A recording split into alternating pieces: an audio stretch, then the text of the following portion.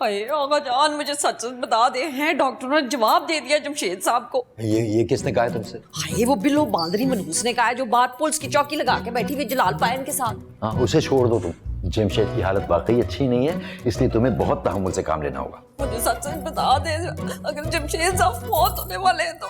ऐसा कुछ नहीं है, बेवकूफी की बातें मत करो, खुद को संभालो वरना जमशेद अपना दिल छोड़ बैठेगा।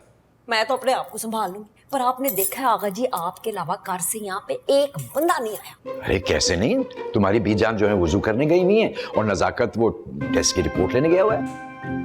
ना तो नीमा, वो नीमा कहाँ है?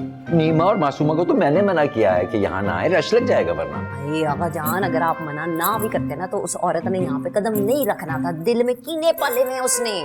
शाना, अब कोई फजूल बात नहीं करनी। अच्छा सही है, नहीं करती, लेकिन आगा जान मुझे ये बताया, आप मुझे जमशेद साहब के पास कब लेके जाएंगे? बेटा आईसीयू में ना अभी, वेट करो थोड़ा सा। अस्सलाम वालेकुम बीजान। उतर गई तुम्हारे पैरों की मेहंदी? ख्याल आ गया तुम्हें अपने मियाँ का? ये अब भी ना आती? आप बैठिए ना, आप मेरे मतलब है बैठ जाइए। यहाँ पे बैठ जान बीजान।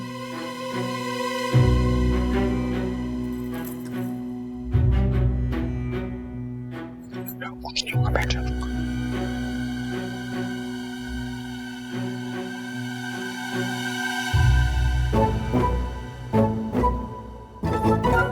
अम्मी, आपने हद ही कर दिया। मुझे इतनी बेवकूफ़ी की तवक्को नहीं थी आपसे। अल्लाह, क्या हो गया बेटा? आपने बाबा को खुला छोड़ दिया यहाँ। वो इतने रोमांटिक अंदाज में फिर रहे हैं बिल्लो आंटी के साथ।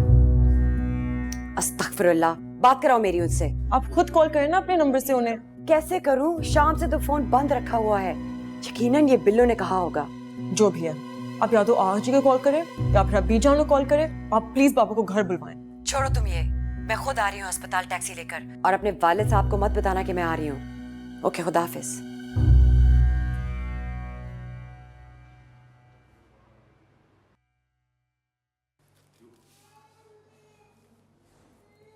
कैसी तबीयत है जमशेद मामले की? ठीक है, ड्रिप लगी हुई, सो रहे हैं। वाह, बताओ किंजर, जी तुम्हें बुरा लग रहा है जलाल पुप्पा बैठे हैं बिल्लो आंटी के साथ? तो क्या नहीं लगना चाहिए? लेकिन मैंने देखा कि हम सब अपने पेरेंट्स को लेकर बहुत पोजेसिव हैं, लेकिन कोई ये फीलिंग समझ ही नहीं सकता जब तक उनके पेरेंट्स इस पोजीशन में नहीं। सच कहूँ, मुझे बिल्लो आंटी का स्टाइल बिल्कुल भी पसंद नहीं। कसूर उनका भी नहीं है यार, मैंने अपने आप को उनकी सिचुएशन में रखते देखा है। ज्यादती तो उनके साथ भी हुई है मासूम। तो इसका ये मतलब थोड़ी है कि आप दूसरों के घर खराब करें। हम उन्हें समझ नहीं पा रहे। नहीं आओ, तुम घर छोड़ दो। आगे जी कह रहे सिर्फ बीजान और अम्मा ही रुक सकती है। ठीक है, चलो।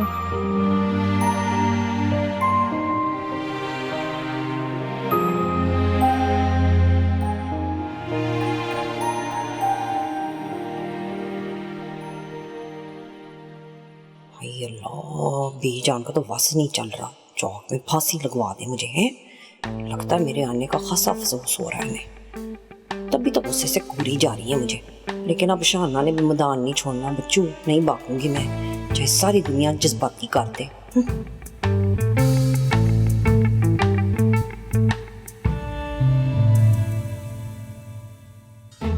शौहर की सेहतयाबी के नवाफिल तो ऐसे पड़ रही है जैसे इससे ज्यादा किसी को मोहब्बत ही ना हो उससे। एक दफा जमशेद ठीक हो जाए, इस छन्नों के दिमाग के ढीले पेश तो मैं कसवाऊंगी।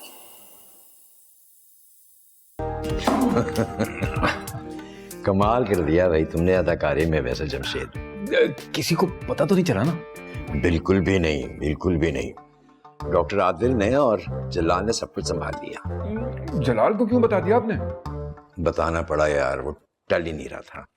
और वैसे अच्छा ही हुआ, उसकी यहाँ मौजूदगी की वजह से घर की खवातीन को ये लगने लगा कि बहुत सीरियस कंडीशन है तुम्हारी।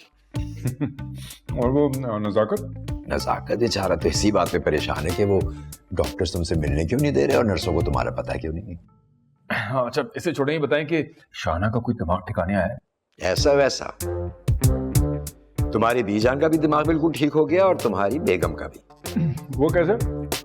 नवाफिल अदा कर रही हैं तुम्हारी सेहत के बैठे हुए। मगर बेटा जी ये दुआ करो कि मुमताज बेगम को पता न चले। आका जी मुझे तो बख्श दें, आप ही खैर मनाएं, क्योंकि ये सारा जो शाना को वापस बुलाने का ड्रामा था ना, वो आपने किया था। हाँ